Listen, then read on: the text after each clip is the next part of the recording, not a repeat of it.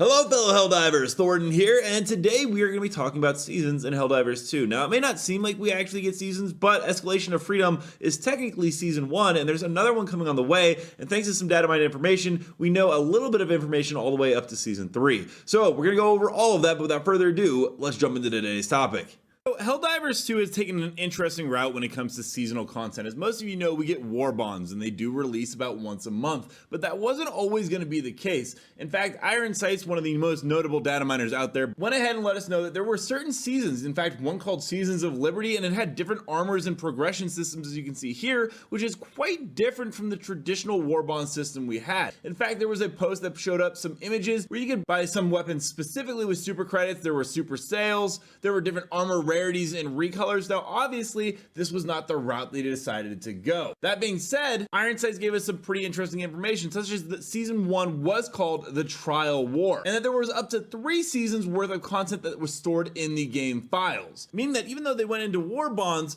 which now traditionally release at 1 month, a season, which if we look at any other live service game, let's take Apex Legends for example, lasts around 3 months or so. Now what most likely happened is that the updates, these big new seasons, actually got turned into things like the Escalation of Freedom, which we got back in August. Now there was the release date of the game back in February, and then we got our first season with Escalation of Freedom in August, which means that we're going in about a loop of every 6 months, a new season or a big major update coming to the game. And they even have the UI in there. A lot of the stuff for the seasons are still found in the files. It's like they are holding onto it for something, Iron Sights says, but overall he's happy they didn't go with the seasons pass, and I gotta be honest, I kind of agree. I think the war bonds are a pretty interesting idea, but with that idea of each season bringing in something new, now that's pretty interesting. It means we're somewhere in the middle or nearing the end of season 1, since the Escalation of Freedom is about 3 or 4 months old, and that we should be seeing a new season in probably early January, maybe late February, and this coincides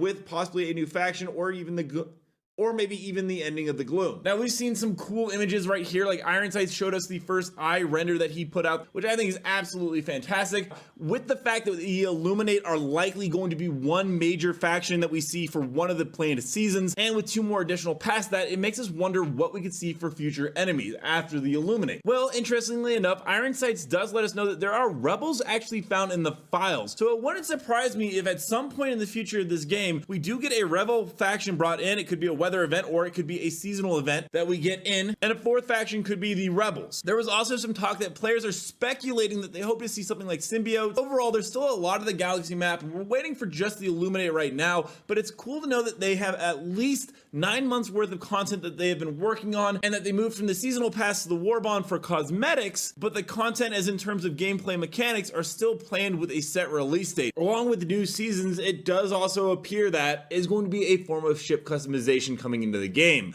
Iron Sights actually said there are multiple ship customization options. Right now it's probably only a dev thing, but it makes sense that eventually we'll be seeing it, especially with clans coming into the game. There's also some talk about armor customization, which may be a feature in the future, but as of right now there was nothing talked about it well in the files.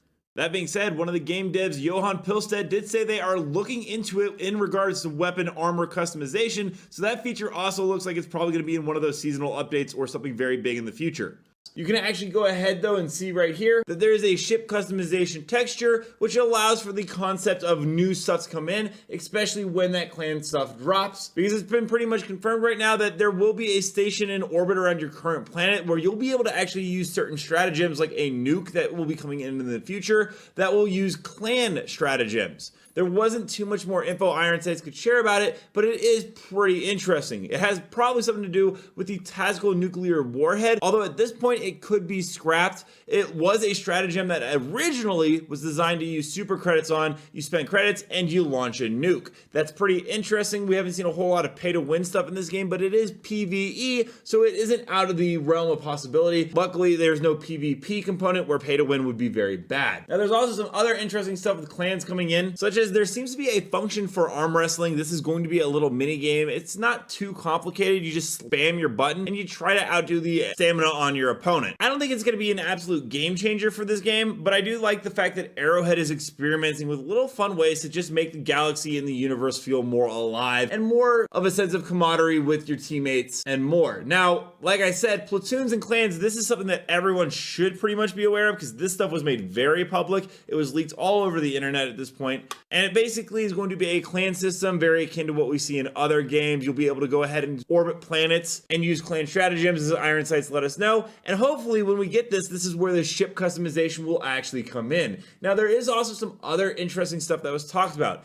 As you can see from this image right here, there are a bunch of armor sets and they have purple, blue, and gold/orange around them, and then one that doesn't have any. This is because apparently armor rarities are very much a thing that we could be seeing coming into the game in the near future. There is even some content that Iron Sights pointed out where you would be able to purchase weapons with super credits as well, outside of the typical war bond situation. Once again, nothing has been confirmed as actually coming to the game yet. This is probably Arrowhead and Sony testing some things. A part of me is actually slightly curious if this is going to play into the current major order that we have right now where we're testing out different machine guns. Maybe there's going to be a new type that comes in that we can use some super credits on to modify once we complete the MO. It is interesting as you can find super credits in game, so it's not the most pay to get the items thing ever. You could just grind it out, which is a system a lot of other games do. I do kind of wonder if the melee weapons will actually come in with that as well. As you can see, Chipper right here in a comment pointed out, I don't think melee weapons will happen. Bayonets were disabled the first game, and then Iron Sights actually went ahead and showed a texture for an upcoming melee weapon. There were sabers in the first game, and it would be pretty cool to see this actually in a sequel, so I do hope that this also makes it alongside with it, at least with the super credit weapon. So overall, there's a lot to break down and digest with that, but now we're going to go ahead and hop into the community clips. Remember to hit me up on Thorn and Smash on Twitter to go ahead and submit some of your guys' own clips, and I'll go ahead and include them in the video. But without further ado, let's roll it.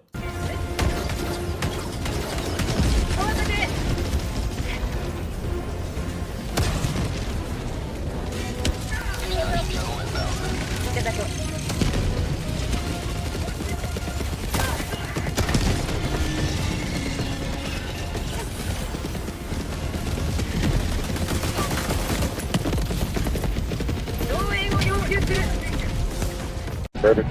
That's it.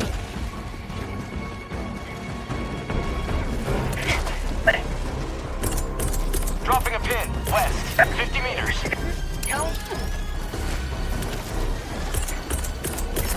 Deploying sentry.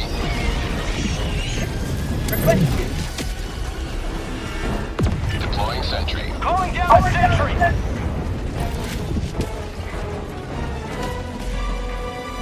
Have a taste of democracy!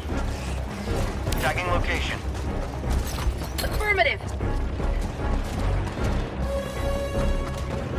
That's called democracy! Calling down a sentry! Let me know down below, how do you guys like the seasonal content with like the escalation of freedom, another one coming up, and what do you think they'll combine and put into these updates? Also, don't forget to check out this video and this video right here where I cover more news on Helldivers 2 on the daily, and until next time everyone, thanks for stopping by. Keep spreading democracy.